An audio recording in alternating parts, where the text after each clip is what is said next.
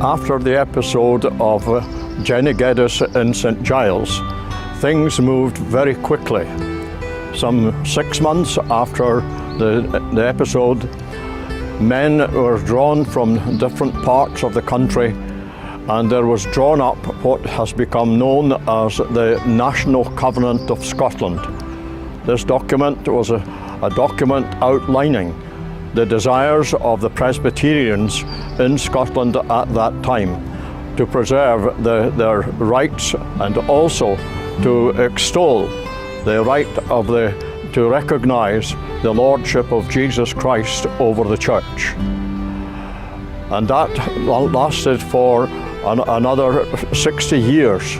The struggle was intense, and there were many difficulties that had to be overcome. The grass market was originally a place where local farmers brought their produce for sale.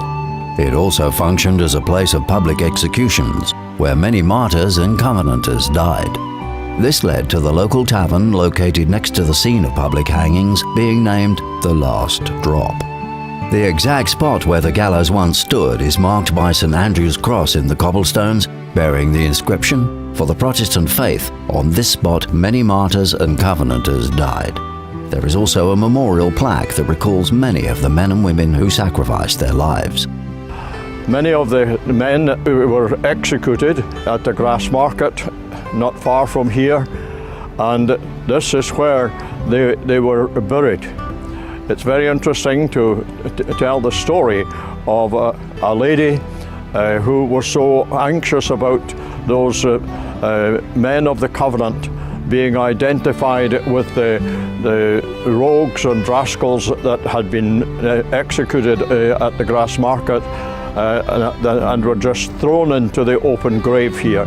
She wanted them to be recognized as Christians and to have a Christian funeral, and she took in hand to dress the bodies of the Covenanters in the Magdalen Chapel, and they were given a Christian burial here at Greyfriars. This stone gives us a very clear message of what the covenanting struggle was all about. And the stone shows to us something of the dedication and devotion of those men and women also who laid down their lives for the crown rights of Jesus Christ. Their lives were sacrificed unto the lust of prelatists subdued, though here their dust lies mixed with murderers and the other crew, whom justice justly did to death pursue. But as for them, no cause was to be found worthy of death, but only they were found, constant and steadfast, zealous, witnessing for the prerogatives of Christ their King, which truths were held by famous Guthrie's head, and all along to Renwick's blood. They did endure the wrath of enemies, reproaches, torments, death and injuries, but yet they are those who from such troubles came, and now triumph in glory with the Lamb. From May 27th, 1661, that the most noble Marquess of Argyll was beheaded, to the 17th February 1688, that Mr. James Renwick suffered, were one way or other murdered and destroyed for the same cause, about 18,000 of whom were executed at Edinburgh, about 100 of noblemen, gentlemen, ministers and others, noble martyrs for Jesus Christ. The most of them lie here. We are now standing at the gates marking the spot known as the Covenanters' Prison. Now that takes us back to 1679, when over 1,000 prisoners were taken at the Battle of Bothwell Bridge and brought here and given accommodation in this open field. It was an open field in those days, and they were here for 4 months. Many of them suffered greatly, many of them died, but they were here and they gave indication of their loyalty to the covenanting cause.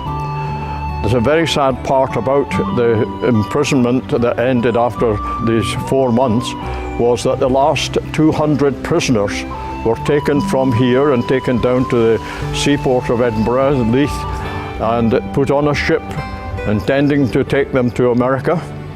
And going through the Pentland Firth in a storm, the ship foundered, and most of the prisoners, because they were bolted down in the hold, were drowned at that place. And today there is a monument in the Orkney Islands to the memory of those men who died at that time. Before the fight was finished, about 18,000 of all classes, rich and poor, men, women and children, had been martyred or banished from the land for their faith. In 1638, the National Covenant was signed by scores of Scottish believers, affirming their determination to fight and even to die for religious and civil liberties in Scotland, both for themselves and for generations as yet unborn. This document on the wall is one of the things that happened after the episode with Jenny Geddes. Several men of outstanding quality came together and decided to draft what has become known as the National Covenant of Scotland, and this is a facsimile of that covenant. In that covenant they set out the principles that they stood for as far as their reformed position was concerned, and also they highlighted their Presbyterian position. They also gave a place to the king and acknowledged that they gave him his rightful place as the ruler of the country, but not as the head of the church. And that document was taken to Greyfriars Church and churchyard, and first of all the nobles of the country signed it in the church. Then it was taken out into the churchyard, and ordinary people were able to sign this national covenant. Some were so desperate to sign it that they didn't wait for the writing materials, but they signed it by just cutting a vein in their hands and signed it with their own blood. So this was a moving episode in the situation of the church in Scotland in the 1600s. And this is what brought about the story of the Scottish Covenanters. We are in the old Magdalen Chapel, the very last church to be built before the Reformation here in Edinburgh, and a church that has stood since 1541.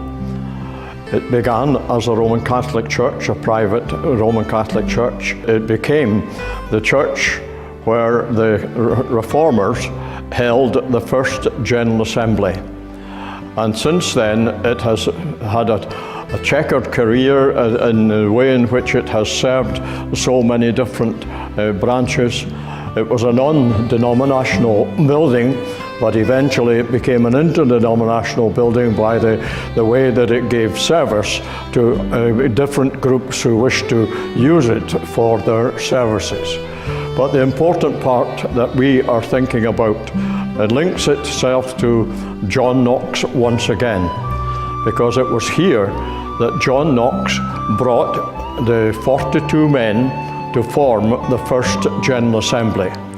They met here from the 20th of December 1560 till the 18th of January 1561. The program that they had was an extensive program, and they managed to get through all the things that they had planned. John Knox had laid the foundation for it. Indeed, he had made all the plans and brought what was known as the first book of discipline to be the order for the General Assembly. And it was here that they set out very clearly and very positively the reform position in Scotland at that time. There was a lot that they had to learn. The Reformation in Europe had been going on for quite some time before this, when they had made their mark, and John Knox was determined that this would happen here in Scotland as well. The one thing that they were very concerned about was by the means of communication. And John Knox took great pains to show that education came very largely into the forefront of the plan. He said at one point that the education was not the privilege of the few, but was the right of all. And that meant not just young people, but it extended to adults as well, because he was anxious that all would be able to read the scriptures for themselves and so establish a reformed society in Scotland. That assembly finished, and the Magdalen Chapel became a centre then for preaching and other things until into the 1578, when a second General Assembly took place. And it was at this General Assembly that Presbyterianism was inaugurated. Andrew Melville brought the assembly here to the Magdalen Chapel, and he had the second book of discipline. And he worked on this and established Presbyterianism as the form of church government for the church, the Reformed Church in Scotland. And today, Presbyterianism stretches right across the whole of the world, and it's at so many different places that you can see something of the value that came from both the first General Assembly and the second General Assembly. At the present, the chapel is used as a meeting place for a small fellowship, and we also have Bible study meetings here, and we invite visitors to come and to share with us something of the wonderful story of the Magdalen Chapel.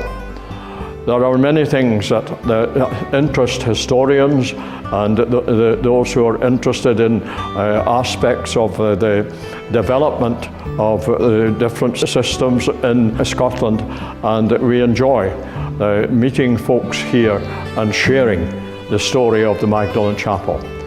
It's a wonderful place. It's a place that we believe God is blessing and using for His glory at this present time. In the chapel here, we still have part of the old mortuary table that was used at the time of the Covenanters. A lady by the name of Helen Alexander, a lady who had herself been imprisoned for adhering to the views of the Covenanters. She, when she was released, wanted to do something that would identify the Covenanters much more readily. And she was the one who devised the plan that the bodies of the Covenanters, when they came from the place of execution, were to be dressed for burial. And this is the old table on which they were dressed for burial in the chapel here. And she arranged for the burial services to be held in the Greyfriars churchyard, and they were given a Christian burial. The world in which we live today would be very different had there not been men, women, and even children willing to die for the purity of the Christian faith and the crown rights of Jesus Christ. The Covenanters of 17th century Scotland believed that the true church had but one king, Jesus Christ, and they were willing to suffer and die for their belief. This has been a production of Truth in History, in cooperation with Reverend Sinclair Horn of Edinburgh, Scotland, who was Secretary Lecturer of the Scottish Reformation Society for 44 years.